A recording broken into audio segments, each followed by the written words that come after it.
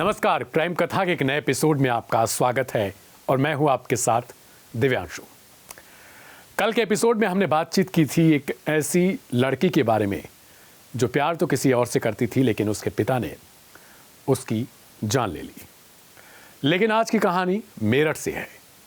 यह कहानी बुधवार को घटित होती है और यह कहानी शुरुआत तकरीबन 4 से 5 साल पहले हो चुकी थी।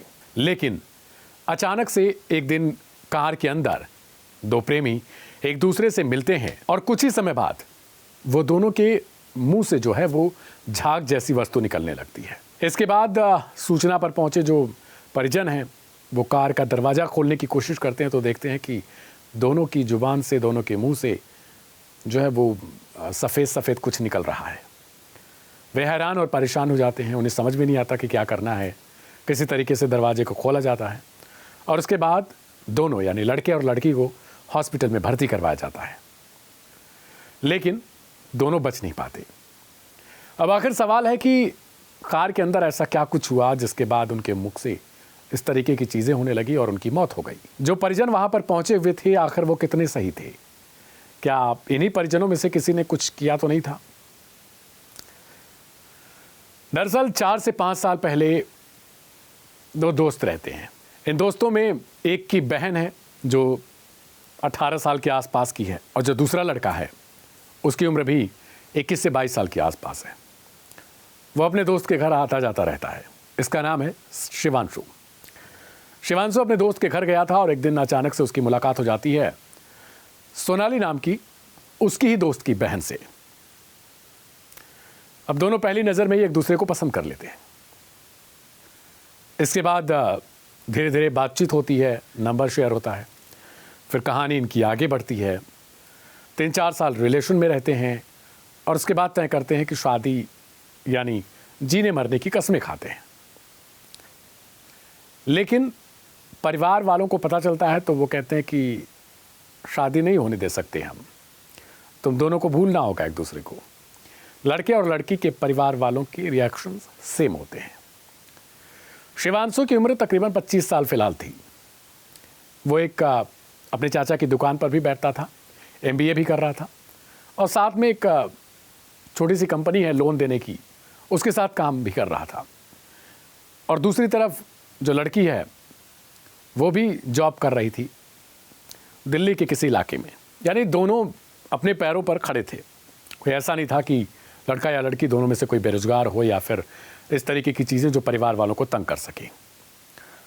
अब शादी की जब बात आती है तो दोनों परिवार वालों ने पहले बताया कि दोनों ने कह दिया कि नहीं कर सकते। वो लड़की की शादी शुरुआत में कही जाती है ठीक है देखते हैं, लेकिन 18 जनवरी को शादी तय कर दी जाती है। बुधवार को उसकी मेहंदी होती है, घरों में कैद करके रखा जाता है एक तरीके से।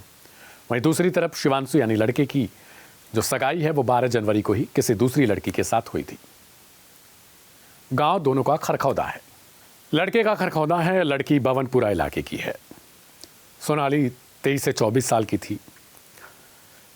इसके बाद जब शादी की डेट नज़दीक आने लगती है तो सोनाली को डर लगने लगता है। वो लगातार अपने माँ बाप से मिन्नतें करती है, अपने घर वालों से कोशिश करती है कि वो शादी जो है वो उसकी चाहत यानी उसके प्रेमी शिवांशु के साथ ही कराई जाए। बहुत कोशिश करती है, सबको समझाती बुझाती है, लेकिन परिवार वाले कतई मानने को राजी नहीं है। उनका साफ कहना है कि वो जहाँ कह रहे हैं वहीं शादी करना होगा या फिर उसके पास कोई दूसरा रास्ता नहीं है। शिवांशु ने भी तय कर लिया कि अगर वो शादी करेगा तो सोनाली के साथ, अथवा वो शादी नहीं कर सकता।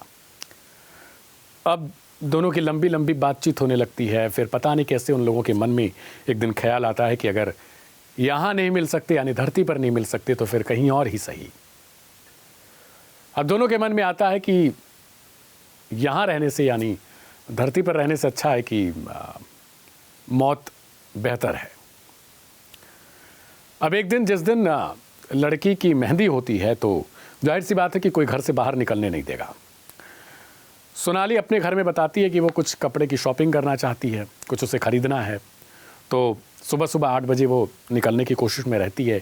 परिवार वालों को आशंका होती है कि कहीं ऐसा ना हो ये चली जाए लड़के के साथ या कुछ और कदम उठा ले।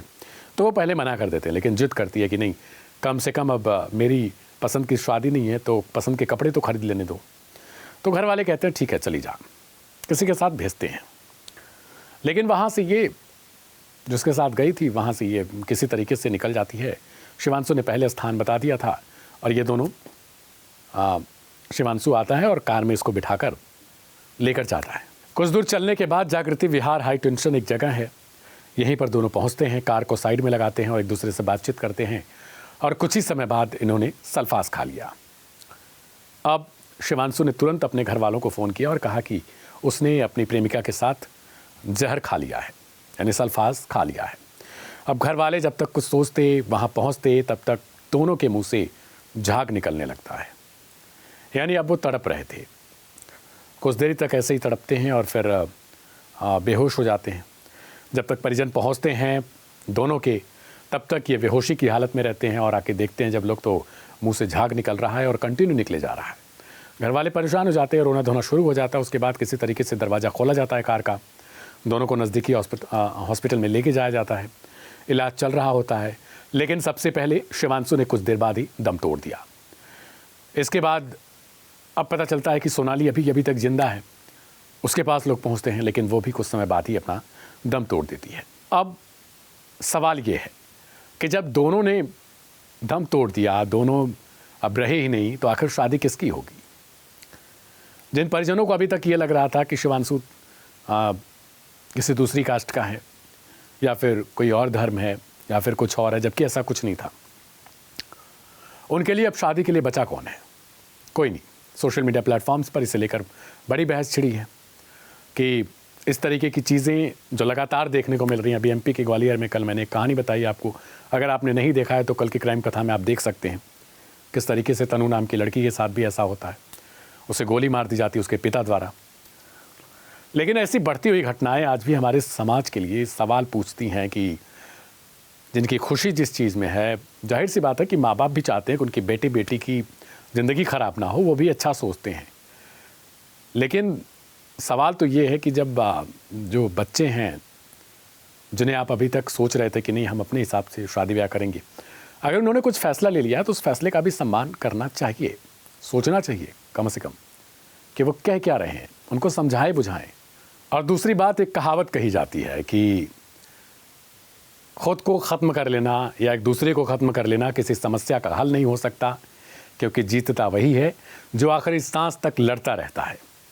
अगर आप भी इसी तरीके से कुछ महसूस कर रहे हैं, आपके साथ भी ऐसा कुछ चल रहा है, जिस चीज़ को आप चाहते हैं, जिसको आप चाहते हैं, अगर वो आपको नहीं मिल पा रहा है, तो इसका ये अर्थ नहीं होता कि आपका प्रेम, आपका प्यार ख़त्म हो चुका है।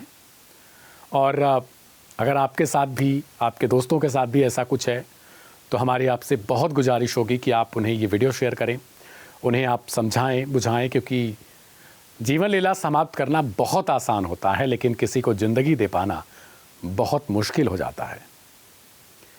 यानी ठीक वैसे ही जैसे किसी को मारना आसान है, लेकिन किसी को जिंदा कर पाना आपके हाथ में नहीं होता।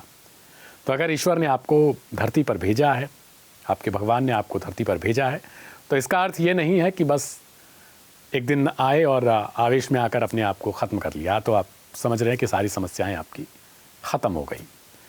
ना हमको पता है, ना आपको पता है कि यहाँ से जाने के बाद क्या कुछ होता होगा। आदमी या आत्मा कुछ सोचती भी होगी या नहीं सोचती होगी, हो सकता है आप लोगों को थोड़ा अजीब लगे, लेकिन ये सही और वाजिब सवाल है जो सोशल मीडिया प्लेटफॉर्म पर चल रहा है कि आजकल के बच्चे या बच्चियाँ जो कुछ भी सोच रहे हैं, जो कुछ वो फैसले लेना चाहते हैं, उनमें माँ बाप को उनसे राय मशवरा करना चाहिए, उन्हें समझाना बुझाना चाहिए, ना कि उनको सिरे से खारिज कर दें। अगर आप एक माँ बाप हैं तो आपसे भी गुजारिश यही रहेगी, अगर आप एक किसी के लड़के लड़की हैं, यानी किसी आपके माता पिता भी इन्हीं सारी समस्याओं से, आप इन ऐसी समस्याओं से गुजर रहे हैं, तो इस बातों पर विचार ज़रूर कीजिएगा। एक बार फिर से क्राइम कथा के आज के इस एपिसोड में आज के लिए विदा लेंगे, मिलेंगे सोमवार को एक नई कहानी के साथ।